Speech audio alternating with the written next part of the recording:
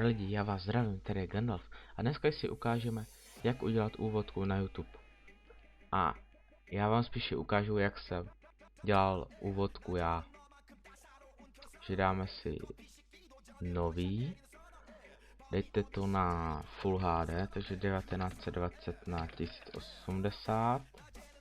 Tady mějte overbody, protože to jsou jakoby pixely. OK. Tak, teďka si vložíme. Já tady už mám předpřipravený. Takže všechno skopírujeme, vložíme. Tak. A mělo by to vypadat asi nějak takhle. Stranu vedle. Tak. Jako první asi by jsem vzal to pozadí. Tady. Vezmeme si tady tenhle štětec, dáme tam plus a tady si dáme asi tak okolo těch 60. Držíme levý a celý to takhle označíme. Ale musíte to mít takhle, to musí být kolem toho prostě jakoby celý označený. Dáme CTRL C, dáme si tady to nové, dáme CTRL V. Tak. Tady vrstva 1, to si můžete přejmenovat na pozadí. Tak, máme pozadí hotový. Teďka si tam vložíme logo z League of Legends. Takže tady. Je tam uložené v PNGčku. Zase označíme. Jelikož je to v PNG, tak by se vám to mělo označovat jakoby samo. Znovu CTRL C, nový CTRL V. Teďka se vám to a nemůžete s tím hejbat takhle, zase byste to označili. Takže dáte CTRL T a přesunete kam to asi chcete. No to by jsem to dal asi nějak sem takhle. Rozhodně to nedávajte úplně takhle dolů, protože YouTube to vybírá jen jak prostředek, takže asi takhle, ale ne úplně dokrát. Dáme Enter. Tak. Teďka si tam vložíme subscribe, takže úplně stejný postup. Se CTRL C, vložíme CTRL V, CTRL T, dáme to pod to. Zmenšíme. Jo, takhle. Enter. Ale mi se zdá, že to trošku nic, takže označíme vrstvu 1. Trošku dáme vejš a můžeme taky zmenšit. Tak. To samý zase, jsem tady ten subscribe. Tady si to, já to přejmenuji na lolko a to přejmenuji na subscribe.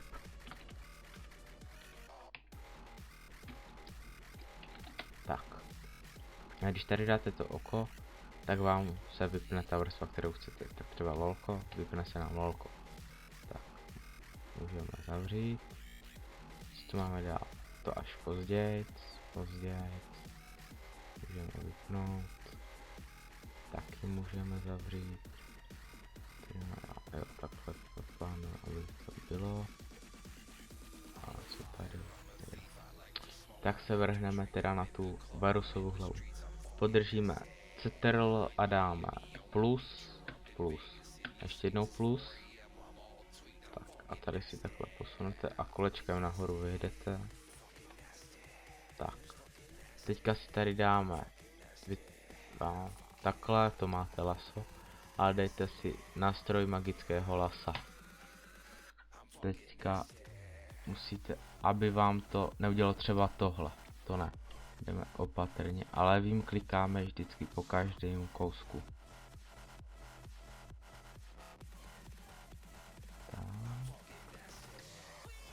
Já jsem to nedával ten cfulík, protože už se mi to nechtělo ořezávat. Teďka ho tam zase nedám. Ale tady ty vlasy tam samozřejmě dám. To vypadalo trošku.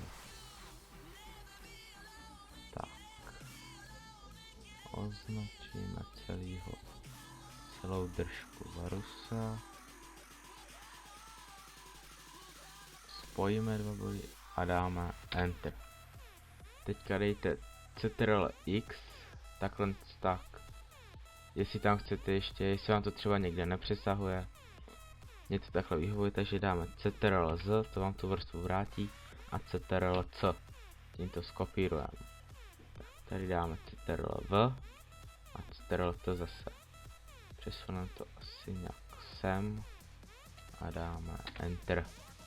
Přejmenujeme třeba na Varus. Tak. Varuse už máme. Ne.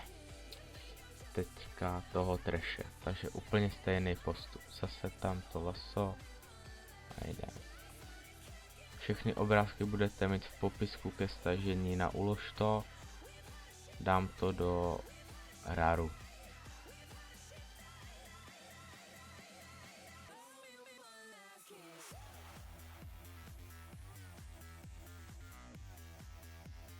A pokud byste chtěli víc tutoriálů, tak pište do komentů,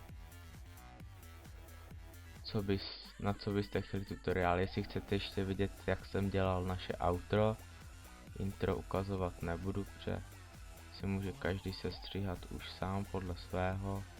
To byly, koho by to zajímalo, tak to byly jen tutoriály z her. Ne, pardon, trailery. Omlouvám se, jsem se přeřekl. Zase tady. CTRL X. Zase dobře uřízli tady. Sakra. CTRL C. CTRL V. CTRL T.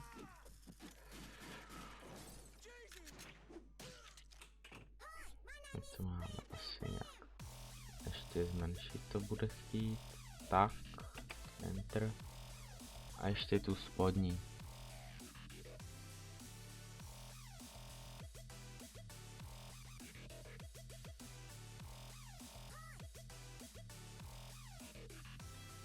CTRL minus. Tak. Máme tam ty hlavy. Teďka tam vložíme asi text. Už přejmenujeme. Tak. Dáme text. Klikneme levým. A tady máme.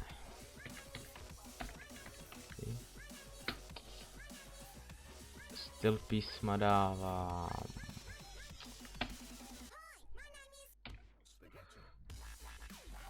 Sakra. Jo, tady. Dodger. Tady jich je víc. Tak. V základním Photoshopu to nemáte. Musíte si to tam vložit, to písmo. Já tady dám třeba tohle. Klikneme, dáme CTRL T. CTRL T, tak. No, pardon. Držíme teda jenom CTRL. Přitáhneme kam to chceme. To zmenšíme, tak. Tady dáme text.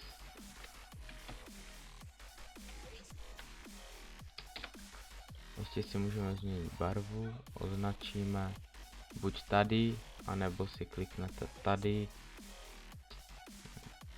A tady si vyberete to stejné jak vlevo. Já dám třeba hnedka červenou. Tady když dáte tu šipku, tak si se můžete hodit například žlutou. Tak, já to nechám tady tohle na červený. Znovu si tam dáme ten text.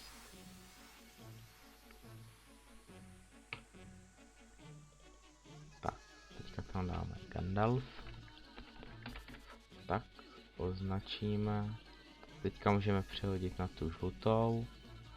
Vložíme zase stejný styl písma, už máme. Takže posuneme. Zmenšíme. Tak. Písmo už máme vyložené. A teď co tam chybí? Jo, tady tenhle voják z hry Total War.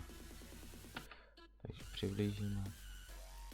Teďka si dáme tady tenhle nástroj pro rychlý výběr, jak jsme označili to pozadí. Zmenšíme to tak na 28 a táhneme tak. To už bylo moc. Ještě tady trošičku. Jo. Dáme minus. A takhle to dobrý. Tady trošku bych to chtěl. A tady